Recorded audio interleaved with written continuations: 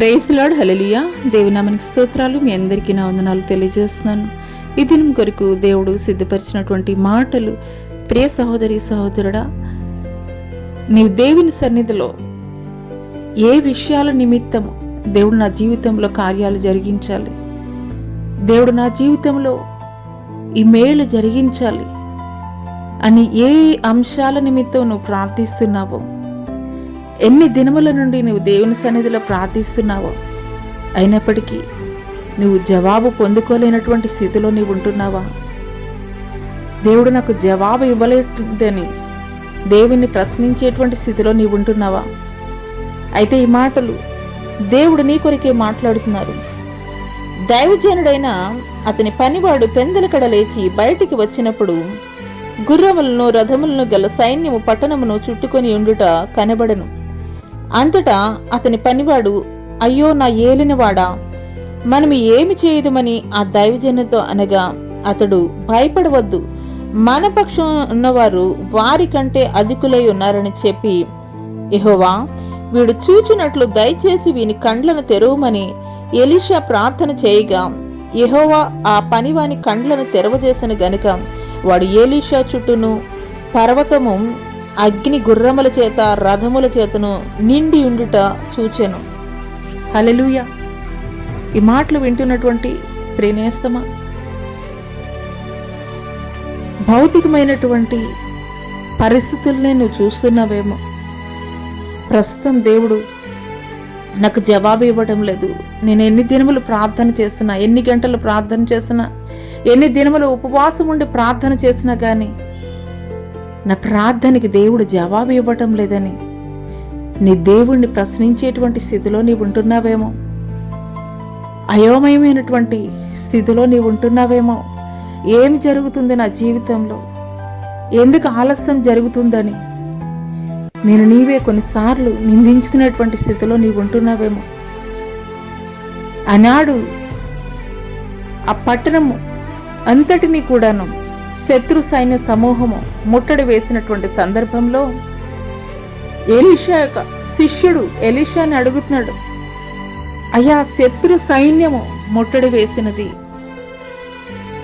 మన పక్షముగా మరి ఎవరు పోరాడతారని ఎలీషాని అడిగినటువంటి సందర్భంలో ఎలీషా అయితే ఇక శిష్యుడికి తెలియజేస్తున్నాడు, భయపడవద్దు, మన పక్షాన ఉన్నవారు వారికంటే అధికులై ఉన్నారని చెప్పి, యెహోవా వీడు చూచినట్లు దయచేసి వీని కండ్లను తెరవమని ఎలీషా ప్రార్థన చేయగా, యెహోవా ఆ పనివాని కండ్లను తెరవజేసిన గనుక వాడు ఎలీషా చుట్టూను పర్వతము అగ్ని గుర్రముల చేత రథముల చేతను నిండి ఇండుట చూచెను.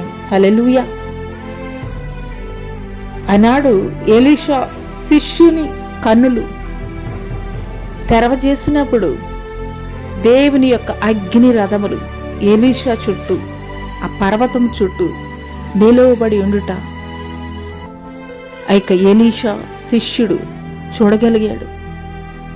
అదే రీతిగా ఈ యొక్క యుగ సంబంధమైనటువంటి దేవత మనోనేత్రములకి గుడ్డితనాన్ని కలగజేసి దేవుడు నీ పట్ల జరిగించబోయేటువంటి అద్భుత కార్యాలను, ఆశ్చర్య కార్యాలని చూడకుండా నీ యొక్క మనోనేత్రాలని మూసివేసినటువంటి స్థితిలో నీవు ఉన్నావేమో.